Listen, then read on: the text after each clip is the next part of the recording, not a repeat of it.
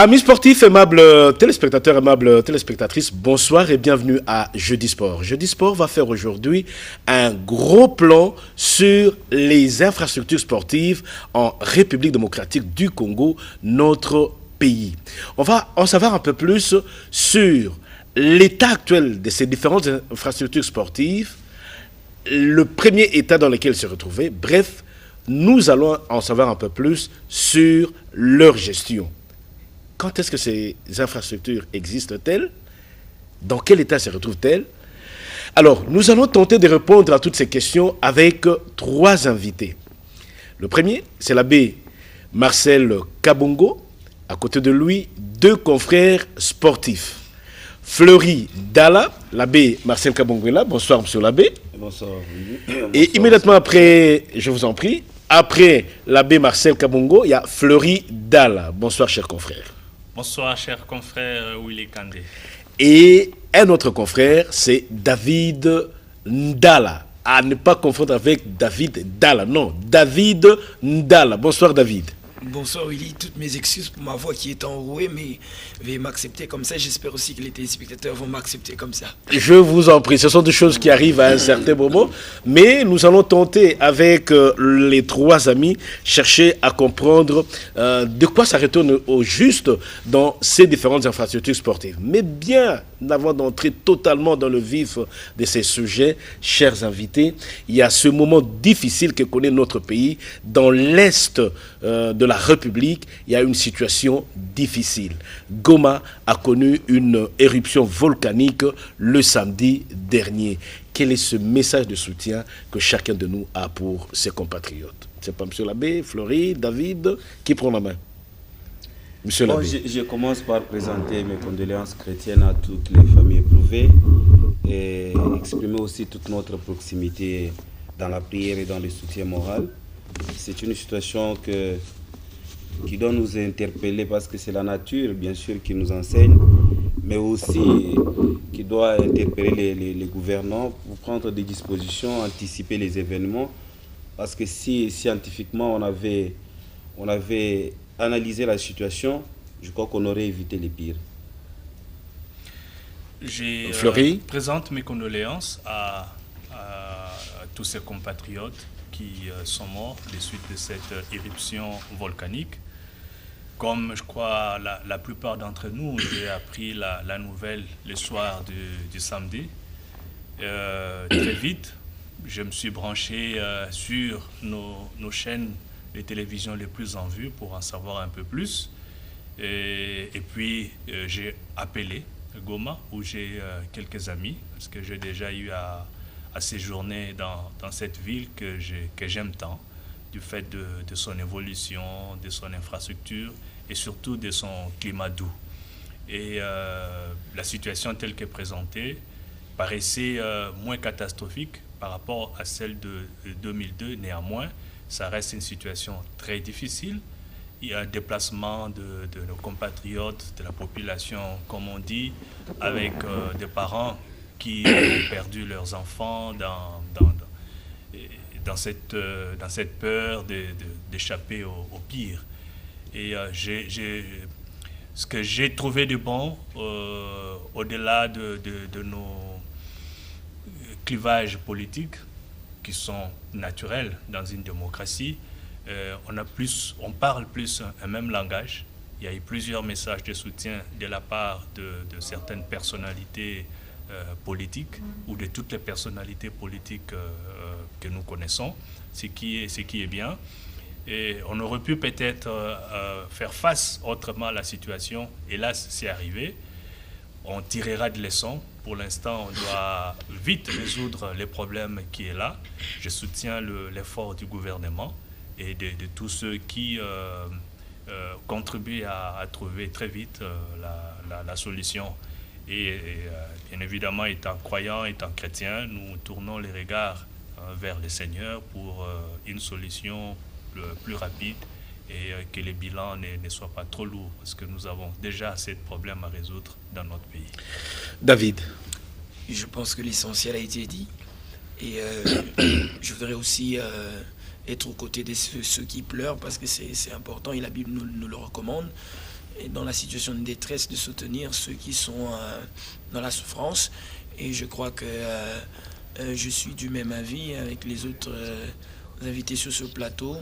Donc je partage cette souffrance et je crois fermement que les décideurs, ceux qui sont en train de décider à notre place au plus haut niveau dans ce pays, vont faire tout ce qui est dans leur possible pour pouvoir apaiser tant soit peu la population de l'Est de la République démocratique du Congo. Et dans le même temps, je pense que le consolateur par excellence, c'est Dieu, et il pourra faire tout ce qui est de son possible pour pouvoir panser les plaies qui sont bandées. Et donc, tout mon soutien envers l'Est de la République démocratique du Congo. Et j'aime personnellement aussi cette partie du pays parce que j'y ai été. Et je vois comment la population de ce côté a souffert avec cette catastrophe naturelle. Mais tout mon soutien. Et donc, j'espère que tout va se remettre rapidement dans l'ordre. Voilà, sincèrement, c'est triste, c'est dur, c'est très fort, c'est poignant, ça fait mal au cœur. C'est vrai, les mots expriment tout simplement la pensée des uns et des autres. Sinon, tous ces compatriotes de l'Est de la République, particulièrement Goma et ses environs, sincèrement, une pensée pieuse. Le réconfort, il est le meilleur, surtout quand il vient de l'Éternel Dieu. Et à travers tous ces autres compatriotes qui, avec un sourire, qui, avec un bien matériel, fait en sorte que l'on puisse soulager la douleur des uns et des autres. Et que l'Éternel Dieu les réconforte davantage, de telle sorte que finalement, cette douleur puisse passer rapidement et que dans les années à venir, que cela puisse être évité. Parce que c'est possible d'éviter cela, d'aviser les uns et les autres pour que l'on ne puisse plus revivre toute cette situation difficile. Alors, la RTNC, à travers cette émission sportive Jeudi Sport, soutient et vraiment émet sa pensée pieuse pour que les uns et les autres soient réconfortés davantage par l'Éternel Dieu. Bien, ceci dit, c'est vrai que ça nous aidera parce qu'on imagine les douleurs. Vous étiez avec quelqu'un le matin et à 18h, à 19h, vous ne savez plus le reconnaître. Bien, que tout cela passe rapidement et que l'Éternel agisse encore davantage. Alors, chers invités, sur les 26 provinces de la République démocratique du Congo, notre pays, nous y retrouvons des infrastructures sportives. Je ne sais pas quelle lecture vous faites des infrastructures sportives, permettez la tautologie, dans notre pays. Comment pouvez-vous catégoriser ces infrastructures sur les 26 provinces? Si aujourd'hui on parle sport en République démocratique du Congo, automatiquement on parle des infrastructures. Quelle lecture vous en faites, vous, personnellement? David, Fleury, Abbé, Marcel? Je voudrais être le premier à je vous en prie.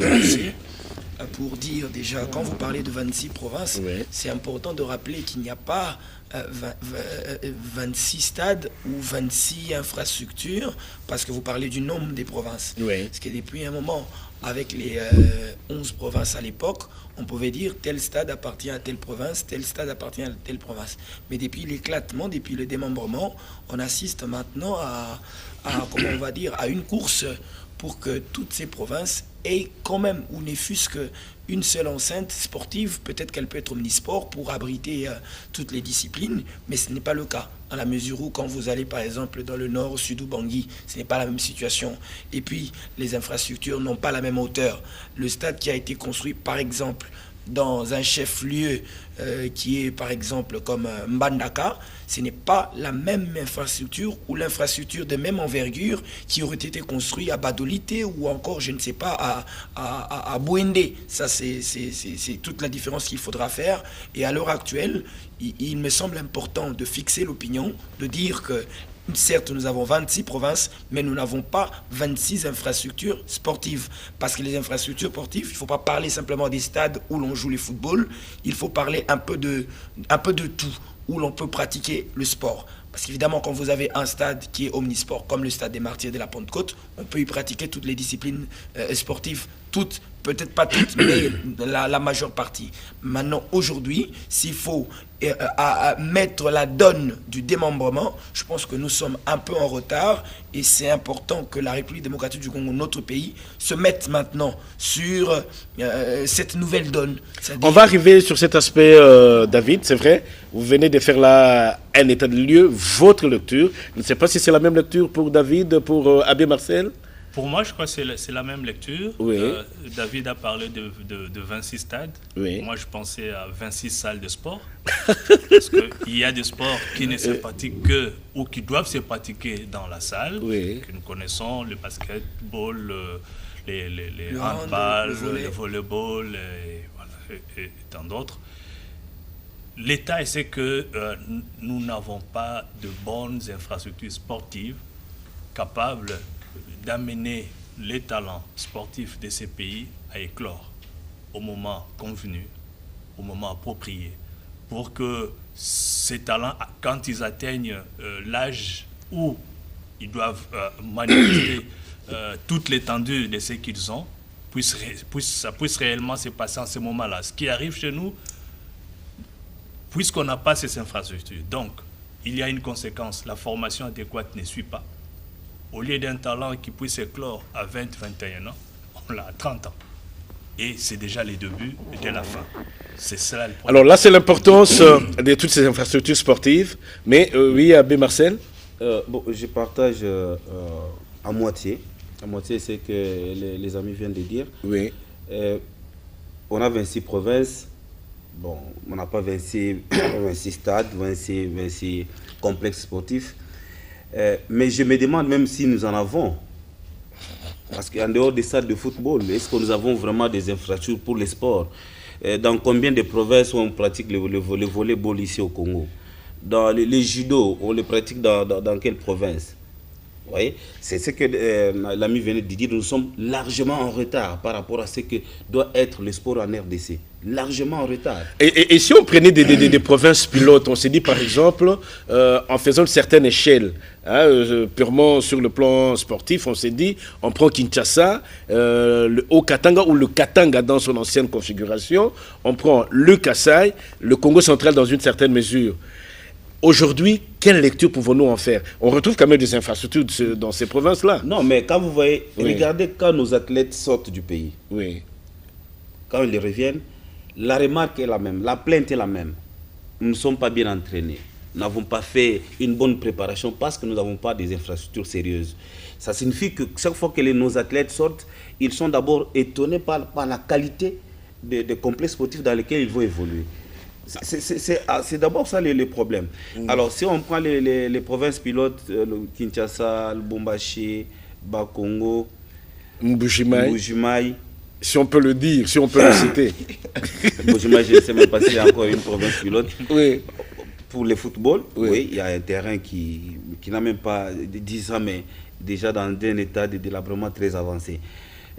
Donc, au Lubumbashi, à part le football, je ne vois pas quel sport encore a émergé. Tous les jeunes qui évoluent maintenant, qui émergent soit dans la boxe, ils se préparent dehors, ils sont en dehors du pays. Ils ne sont pas préparés ici au Congo. Alors, je voudrais un peu, pour prendre un peu une certaine opinion, comprendre ce que c'est qu'une infrastructure sportive digne. C'est quoi? Parce que quand on dit infrastructure sportive digne, est-ce que c'est un stade bien bâti? C'est quoi? Je ne sais pas si on peut comprendre ça pour... Il y a un terme qui passe dans tous les papiers des journalistes, dans un journal télévisé. On parle du standard international. Voilà. Et c'est lequel ce standard? On parle du standard international. Oui. Le standard international, c'est-à-dire répondre aux normes. Quelles sont ces normes? Évidemment, quand vous construisez aujourd'hui, je vais par un petit exemple, quand vous construisez aujourd'hui un stade de football, vous le construisez, rien que pour cet exemple, vous n'allez pas le construire selon vous, non, vous le construisez selon les dimensions, les normes internationales que la FIFA oblige. Oui, parce que ce stade-là, pour que l'on y joue, il doit être homologué. Et l'homologation implique une mission des inspecteurs. Ces inspecteurs viennent, ils regardent en fonction de ce qui est recommandable.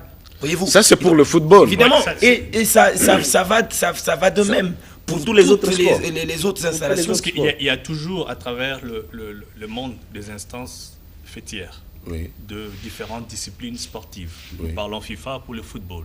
Il y a la FIBA pour le basket, le volley, ainsi de suite. Donc chaque sport a une fédération, tant au niveau continental qu'au niveau mondial. Alors, ce qui fait que tout le monde adhère aux critères, aux normes émises par cette confédération. Disons qu'il y a aussi différents types d'infrastructures sportives, toutes ces installations. Quand vous devez avoir un stade que vous utiliserez pour des compétitions internationales, vous devez répondre aux normes de votre confédération ou fédération internationale. Si c'est pour, disons, au niveau interne, mais que vous n'avez pas besoin d'avoir, disons, à Kinshasa, 10 000 stades similaires au stade des Martyrs, mais vous pouvez avoir des petits terrains, il y a quand même certaines normes à respecter. On peut parler de la dimension du terrain. Le football, le volleyball, le handball ont des dimensions. On peut parler de la qualité du filet, s'il faut parler de football. Est-ce que c'est ça qui explique, si vous permettez que je vous interrompe un peu, est-ce que c'est ça qui explique que le stade de Martyrs soit aujourd'hui fermé? Mais d'abord, je vous rappelle. Je vous en prie. Je vous rappelle que le stade de Martyrs, depuis 1993, n'était pas achevé. Le stade de Martyrs n'avait jamais été achevé. Et avec ce qu'on a pu faire comme réflexion les années passées, on n'a pas pu... Non, semblant de réflexion. Exactement. Un semblant de réflexion. Et plusieurs fois, ce stade a été sous la menace de la suspension, plusieurs fois. Et je me rappelle qu'il y a eu une fois, les chefs de l'État, l'ancien président, étaient obligés de donner des instructions pour qu'on retouche, qu'on fasse un peu, parce que la RDC devrait jouer, je crois, contre l'Afrique du Sud ou contre la Tunisie. C'est-à-dire qu'il n'y a pas eu un travail de fond, un travail de qualité. Et regardez les stades des Martyrs. À un moment donné, on s'est servi du courant d'un groupe électrogène pour faire jouer un match dans un stade comme le stade des Martyrs. Et quand vous allez, la qualité des vestiaires de notre stade des Martyrs, c'est déplorable. Je crois que le stade ne répond pas aux normes parce que nous avons présenté ce stade-là comme étant notre installation où nous allons organiser des matchs de la CAF, des matchs de la FIFA. Ok. La FIFA ou la CAF disent c'est bon, mais je veux voir dans quel état se trouve ce stade. Je veux voir les terrains.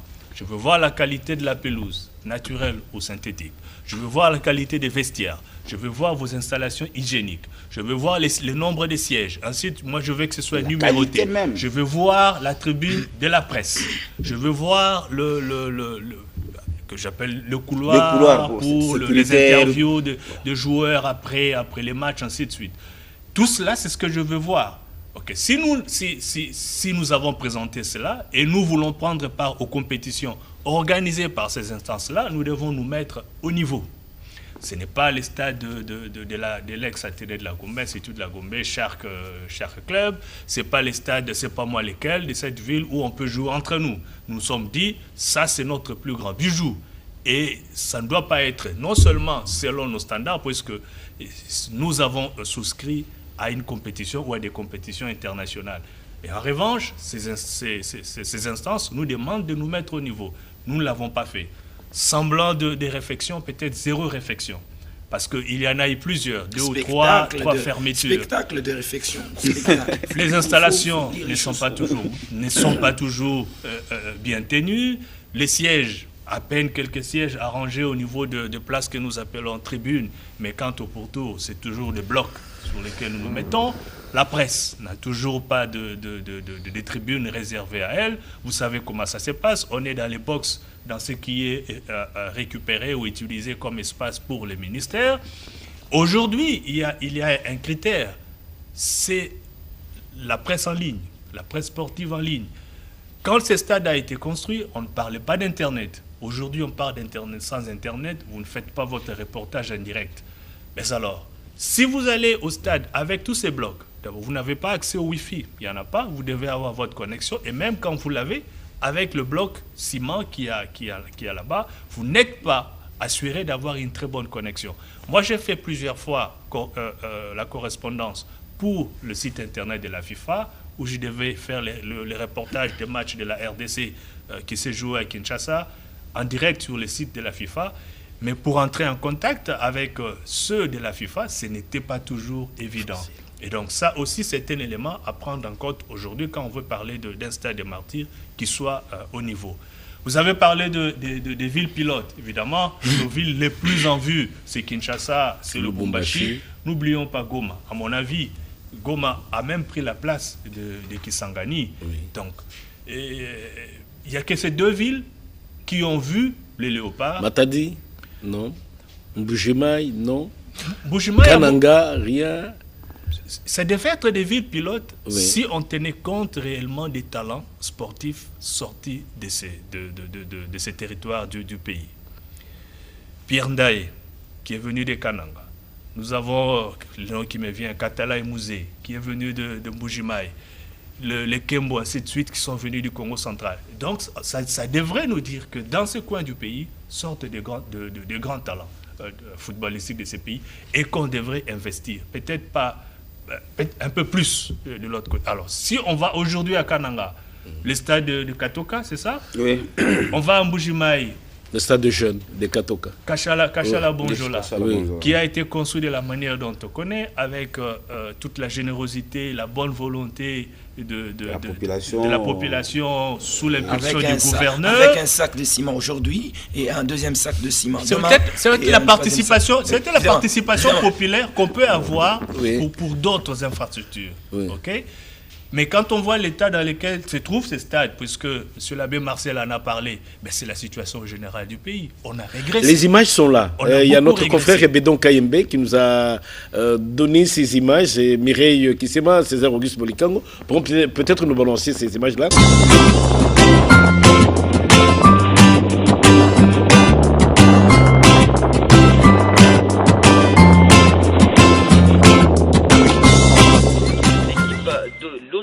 De la Gente minière de Bakwanga s'est qualifié pour sa toute première fois jouer les interclubs de la CAF et c'est à cette année-là que cette équipe jouait le quart de finale et qui est la première équipe du Kassa oriental à jouer cette étape de la compétition. Vous allez découvrir ensemble avec moi ces stades et surtout l'intérieur, ces stades qui a abrité de grandes rencontres comme vous le savez, entre autres l'AS Saint-Luc de Kananga qui recevait Espérance de Tunis ici au stade de Chikisha, également l'Étoile du Sahel qui était des passages dans ces stades, Sangabalende qui a joué Coton Sport de Garoua du Cameroun, sans oublier les Deportivo Mongomo de la Guinée. Nous allons passer pour voir ce que la Chikisha est devenu actuellement, abandonné à son triste sort par l'État congolais qui a aussi bénéficié des services de ces stades.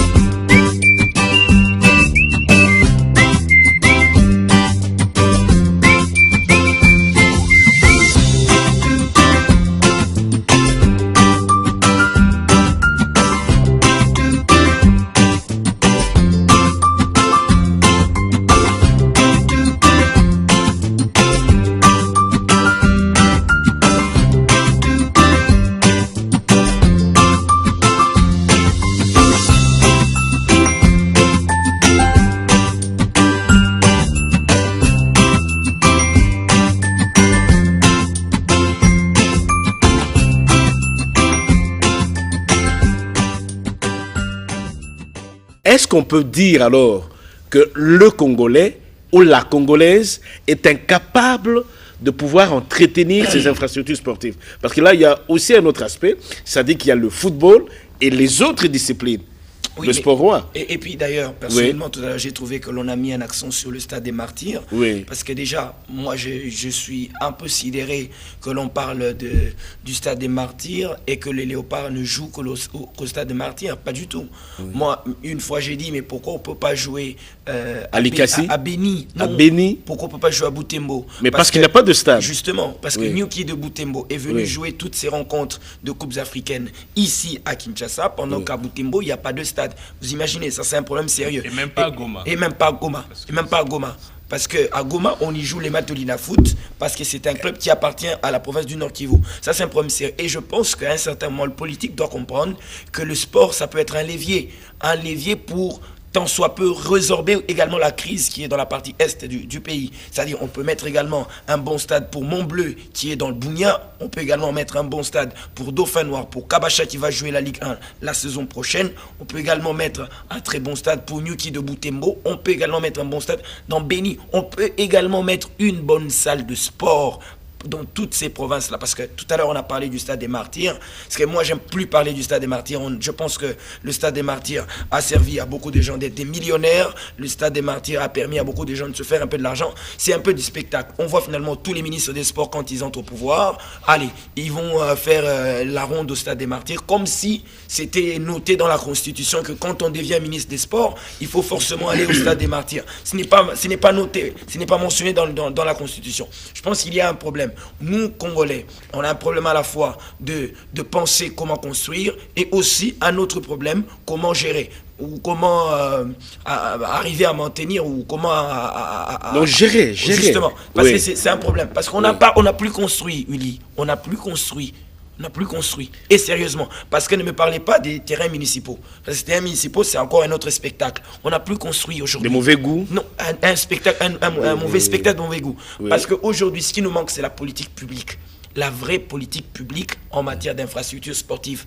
À ce moment-là, si vous posez la question au président de la République, vous posez la question au Premier ministre, posez la question à l'actuel ministre des Sports, que l'on vous réponde véritablement sur quoi repose la politique publique en matière d'infrastructures sportives, eh bien, vous n'aurez pas forcément de réponse. Et puis, la dernière réponse que l'on vous dira, le sport n'est pas une priorité. Et en même temps, nous, on perd du terrain et on s'appelle République démocratique du Congo. Et on dit tout ce que nous voulons sur le pays immensement riche, potentiellement riche. Et pendant ce temps, la réalité, elle est tout autre. On a un problème pour construire. On n'a pas simplement un problème pour gérer. D'abord, construire.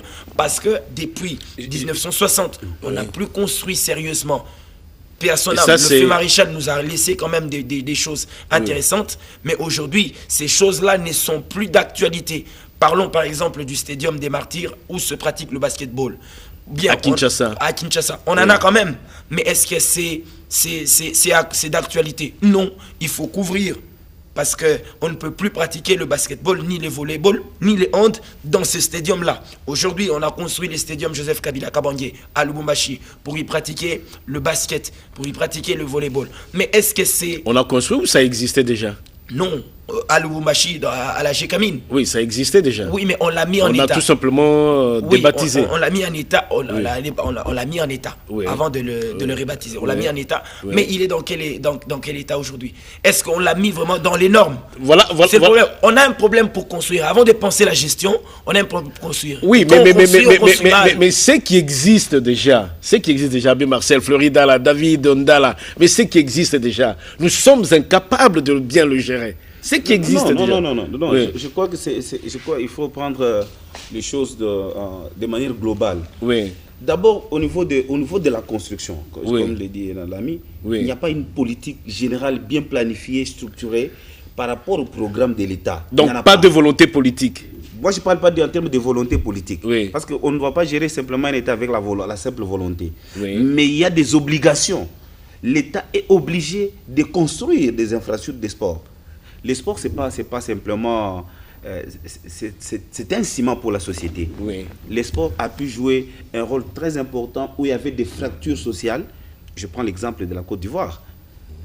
Vous avez vu, on a délocalisé certains matchs. On est allé jouer à Bouaké au lieu de jouer sur Abidjan, simplement parce qu'on sentait qu'il fallait unifier l'État. Il fallait unifier le pays. Et de deux, La gestion, oui, mais à qui est-ce qu'on confie ces choses? Qui gère les infrastructures sportives au Congo? Parce que ça appartient à l'État, donc c'est l'État lui-même qui gère. Mais à travers des personnes. Je vous donne l'exemple. Je prends l'exemple du stade de Mbuji-Mayi. Oui. Les stades Kachala-Bonzola. Ceux qui travaillent là ont maintenant un mois, une année. Oui. Ils sont déjà une année, ils sont impayés. Pourquoi? Alors, vous prenez une structure sportive comme le stade de Martyrs, vous donnez aux gens à qui vous ne savez pas payer leur argent, mais ils vont se servir. Ils vont se servir. Il y a un véritable problème. Oui. Je crois que c'est non seulement congolais, mais plus global, comme disait monsieur l'abbé Marcel, c'est la rentabilité des installations sportives. Exact. Et ça, c'est dans le monde entier, ça, non, c'est dans le monde entier. Oui. Je prends l'exemple de l'Afrique du Sud, un pays que je connais peut-être aussi bien que le mien, la RDC. Oui. La question que l'on s'est posée pendant la construction des stades pour la Coupe du Monde de 2010, c'est qu'en ferons-nous après? Il y a un stade qu'on a construit pratiquement à la pointe dans la ville du Cape Town. C'est tellement beau, c'est pratiquement près de l'océan Indien. On s'est dit, qui viendra encore l'utiliser? Ou encore, vous construisez un stade dans une province où le football, bien qu'étant le sport roi, mais n'aura pas suffisamment de spectacles et d'événements pour attirer les gens. Que cela signifie que vous avez un bâtiment. Quand vous ne l'utilisez pas, ça va commencer à s'user, à se fissurer, ainsi de suite. C'est ainsi que j'essaie de comprendre le problème à Kachala-Bonjola. Une année sans être payé. Je me dis que le stade devait aussi être rentable par les spectacles, par les matchs qu'on organisait. Au mois de mars 2020, la décision du président de la République tombe. Plus d'événements, plus d'activités sportives. Nous entrons tous en confinement. Comment vivront ces gens? Si leur salaire, le prime ou autre, dépendait de la rentabilité du stade. C'est alors qu'il faut imaginer des choses. Mais c'est assez difficile, le contexte est difficile pour tout le monde. Je ne prends pas cela comme subterfuge, mais j'essaye de comprendre un peu plus.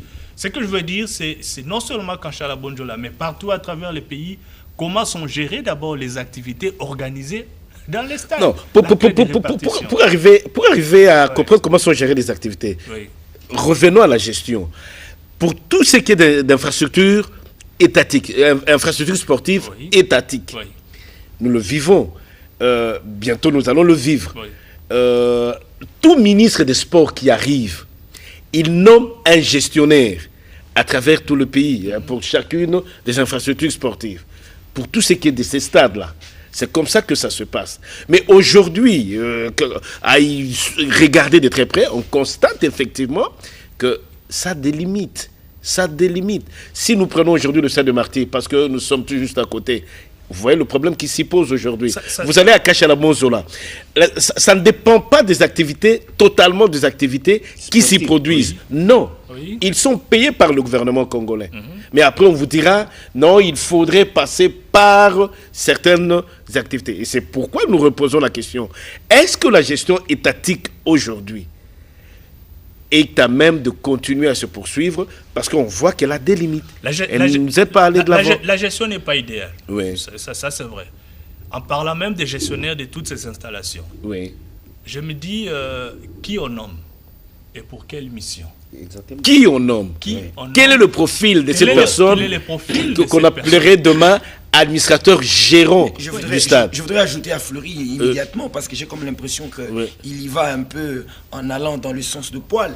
On nomme ceux qui appartiennent aux partis politiques. Il ne faut pas qu'on... On a politisé aussi de ce côté-là. Évidemment, tout est politique. Alors, il faut arrêter de politiser. Mais politiser au Congo. Je complète. Mais pas simplement, pas simplement politisé. Oui. C'est même devenu politisant. C'est-à-dire on fait des choses pour des ambitions politiques. C'est-à-dire quand on organise quelque chose, c'est de manière ostentatoire, il n'y a rien de fond, de sérieux, de fondamental, de structurel. J'ajouterais un stade, quel qu'il soit, demande un peu plus d'expertise, comme on gérerait un hôtel. C'est sûr. On va à l'université pour étudier l'hôtellerie, gestion du patrimoine, ainsi de suite. C'est des expertises à travers le monde qui sont promues. Mais chez nous, je reviens à la question, qui on nomme? Oui. Peut-être quelqu'un qui est habitué à la culture. mais qui va pouvoir gérer une infrastructure sportive. Ça pose réellement problème. Nous avions parlé de la politique sportive.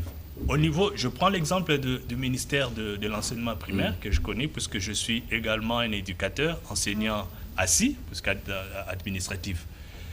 Il y a une politique des réformes qui a un axe que dans lequel on retrouve la construction des infrastructures scolaires.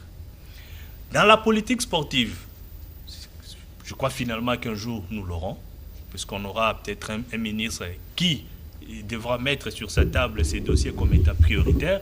Il faudrait avoir un axe qui parle réellement des infrastructures sportives. Je crois que l'absence de cela fait que jusqu'à aujourd'hui, après le premier coup de pioche à côté du stade des Martyrs pour la construction de la salle des sports, on n'a plus rien vu. Ça n'a plus été suivi d'autres, même pas une petite pierre pour commencer. C'est ça le problème. Est-ce que le problème de gestion de nos infrastructures sportives ne se pose-t-il pas parce que, apparemment, le stade, on dirait qu'il est à cheval entre le ministère des Sports et celui des infrastructures? On peut comprendre les choses comme ça? Bon, mais écoutez, mais ça peut être à cheval ou ça peut être en amont ou en aval, mais je crois qu'il y a un sérieux problème. Le problème, c'est d'abord nous-mêmes, la République démocratique du Congo. Parce qu'à un certain moment, on ne sait pas mettre les choses dans l'ordre et on ne sait pas mettre les choses à leur place. Ça, c'est un premier problème ou une première réalité. Parce qu'aujourd'hui, le stade peut appartenir au ministère des Sports comme il peut appartenir au ministère des Infrastructures, qu'importe. Mais le ministère des Infrastructures, comme toujours, il vient, il construit, il fait ceci, parce qu'il y a toujours deux ministères quand il s'agit d'un ministère qui doit bénéficier et d'un autre qui doit travailler. Et le ministère des Infrastructures est toujours là. On a un sérieux problème. Déjà que les routes, on ne les construit pas bien. Je me pose la question, quand est-ce qu'on va construire les infrastructures, sportives? C'est un sérieux problème. Il ne s'agit pas du ministère des Sports, il ne s'agit pas... Le plus grand problème, c'est qu'aujourd'hui, est-ce qu'on ne peut pas, n'est-ce pas? J'ai entendu une intervention intéressante tout à l'heure en parlant d'axe. C'est-à-dire, on entre au pouvoir, on prend le fauteuil du ministère des Sports, on peut quand même prioriser, on peut quand même se poser la question, qu'est-ce qu'on peut faire de bien dans tel ou tel autre secteur? Aujourd'hui, c'est une réalité. Moi, je suis au quotidien, je suis au quotidien les athlètes. Je me rends compte qu'on perd beaucoup parce que simplement, nous n'avons pas d'infrastructure adéquate. Mais quand vous allez chez les autres, c'est qu'on en fait finalement un levier pour permettre à ce que le pays ne manque pas de talent.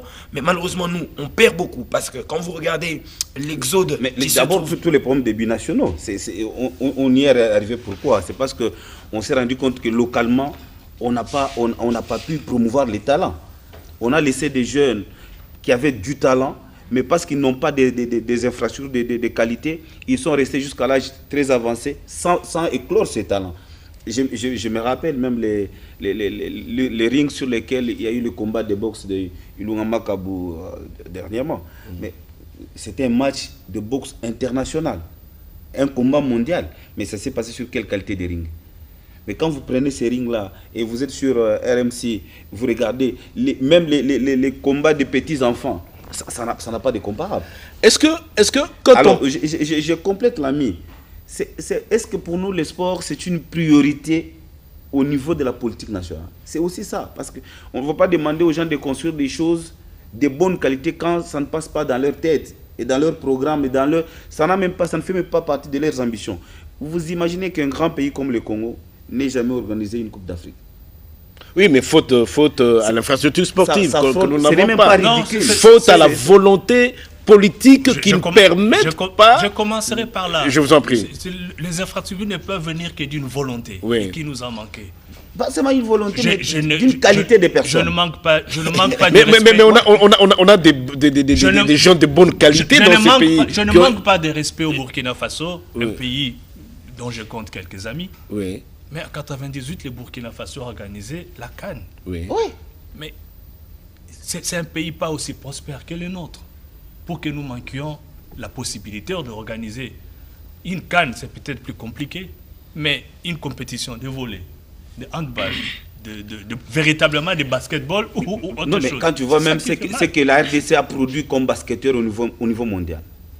Voilà pourquoi nous parlons de la volonté.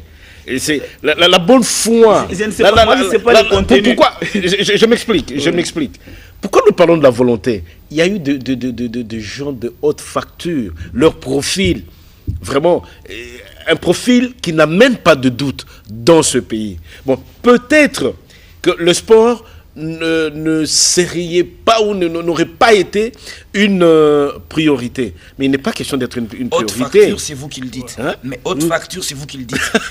Oui, voilà. Non, mais des gens bien, David. Les mots sont à vous. Haute facture, c'est vous qui le dites. Et moi, je pense que la qualité de personne, ça dépend aussi de ce que l'on laisse derrière soi. Ça, c'est important. Oui, mais du moment qu'elle est là, avant qu'elle ne soit même là. Mais oui, après, on a quoi? On a quoi comme héritage?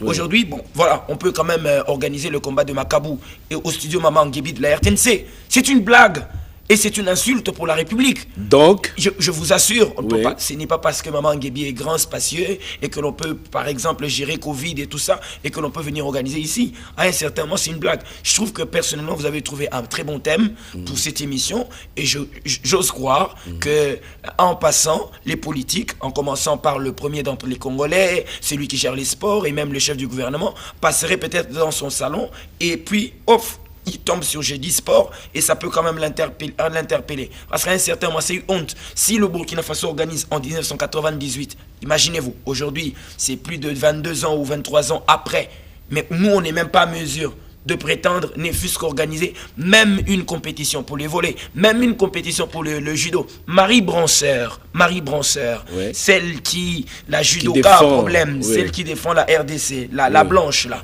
Imaginez. L'allemande. Oui, la blanche là. Oui, elle est allemande. Elle est allemande, la blanche. Marie Branceur. Oui, elle est congolaise. On accepte. Marie Branceur a pratiqué son judo sur quel tatami et dans quelle salle au Congo, ici? Dans quelle salle au Congo? Est-ce que Marie Branceur peut même venir faire quelques 2-3, je ne sais pas, gymnastiques sur quelques 2 tatamis au Congo? Il y en a au Congo, il n'y en a pas. C'est un sérieux problème. En commençant par les sports de combat, parce que les sports de combat se pratiquent aussi dans les salles. C'est un sérieux problème. Il y a un problème de volonté politique. Il y a aussi un problème, parce que imaginez-vous, le Premier ministre dans son discours, programme, tout ça, il dit on va construire tout ça. Il parle, mais quand j'entends, je n'entends rien. Il parle de construction, préoccupation de jeunesse. C'est quoi finalement? Moi j'ai peur du mot priorité. Oui. C'est comme si nous voulons mettre les sports au-dessus de plusieurs secteurs de la vie publique. Oui. Non, je veux faire comprendre. Oui. Pour moi, c'est même une donne naturelle, presque ordinaire, dans une nation, dans un territoire, dans une ville. C'est comme avoir un marché, c'est comme avoir une école, c'est comme avoir... Voilà. C'est parce que... C'est une exigence sociale. C'est une exigence sociale. Et même une exigence psychologique. Biologique. Anthropologique. Parce que l'homme, et on le dit, qu'est-ce qu'on dit aujourd'hui? Bougez, allez, faites le sport, ainsi de suite. Certains feront le sport rien que pour le bien-être. D'autres utiliseront le sport comme étant leur profession, leur carrière, où ils vont s'émouvoir. Peut-être qu'ils ne sont pas doués à l'école.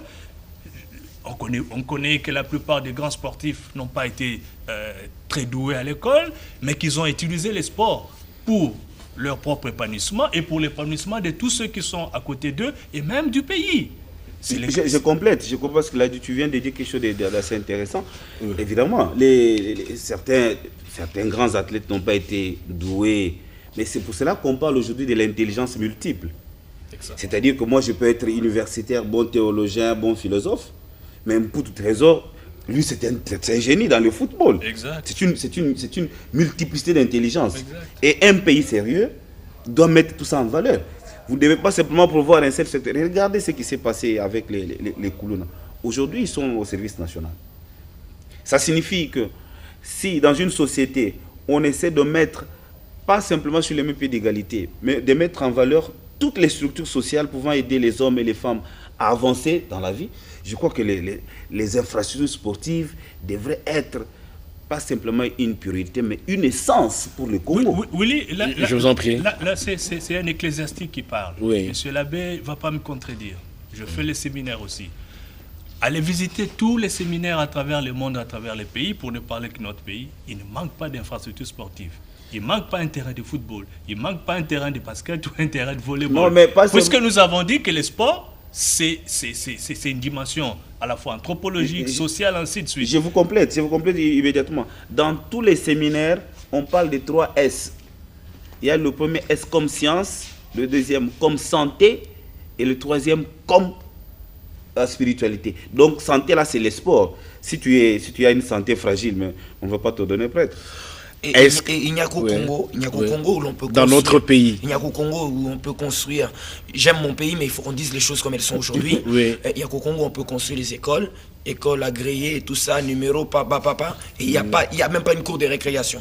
Et une cour de récréation qui peut servir par exemple de gymnastique pour les élèves de pratiquer même pendant... Et malheureusement, vous trouvez dans cette même école, au programme, il y a un cours de gymnastique. Dans un cours d'éducation physique.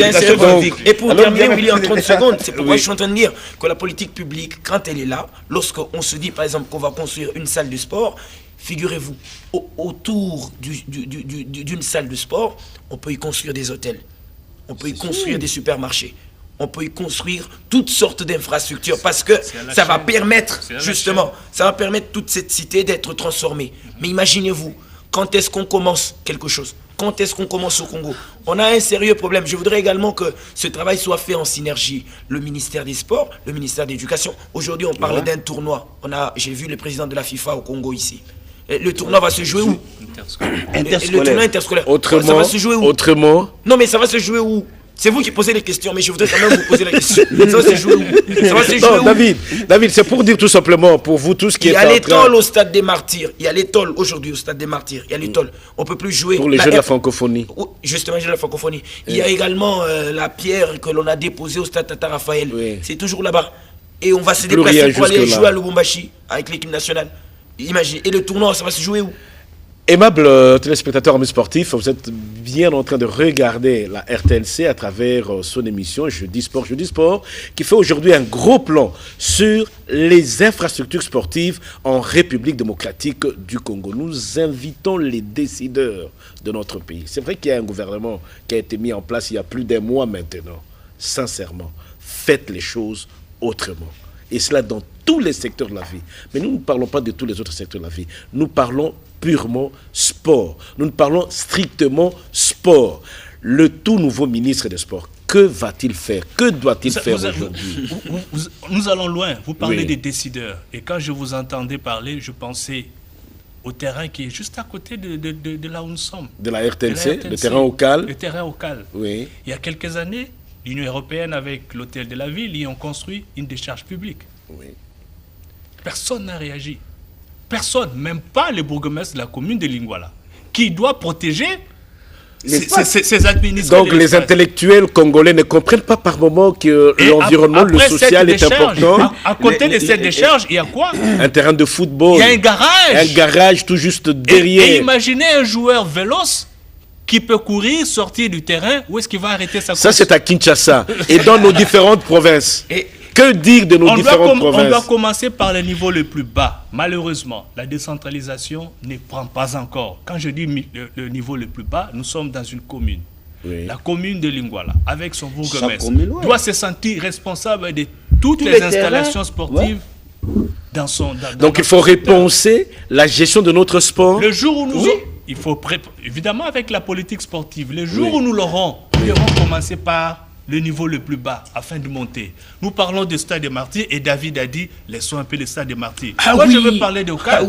Qu'est-ce que le bourgmestre pense de ces terrains? Non seulement qu'il y a à côté une décharge publique, un garage, mais aussi l'État. Bien, aimables téléspectateurs, chers invités, ce n'est que la première partie, la seconde partie, nous l'aurons le jeudi prochain. Nous serons déjà au mois de juin, nous l'aurons déjà le jeudi prochain. Ce n'est que la première partie, mais sinon en résumé, sincèrement, vivement. Bon, que dire? Nous invitons tout simplement ceux-là qui ont la dernière décision de comprendre que le sport est un fait social. Je ne veux même pas aller très loin. Ça signifie tout simplement ceci, que grâce au sport, on peut bien créer de l'emploi. Et l'emploi, nous luttons contre le chômage dans notre pays. Et parce que nous voulons, comment on dit, résorber davantage le mauvais comportement de la jeunesse, le Koulouna si vous voulez. Nous ne parlons pas que de la ville-province de Kinshasa, mais nous parlons de toutes les provinces du pays. Et nous ne parlons pas non plus que du football.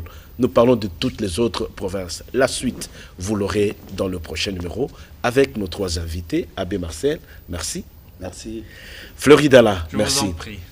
David Ndala, merci. Merci beaucoup. À vous également, aimables téléspectateurs, aimables téléspectatrices, amis sportifs, nous vous disons merci et vous fixons rendez-vous le jeudi prochain dans un autre numéro. Merci au nom de Jetulu Saki, d'Eric Silimou, Lokito Vwanga, Alain Galia, Félix Mamoni, Mireille Kiseman Dokolo, Rémi Kalimba, Bolikango César Auguste Ngolo.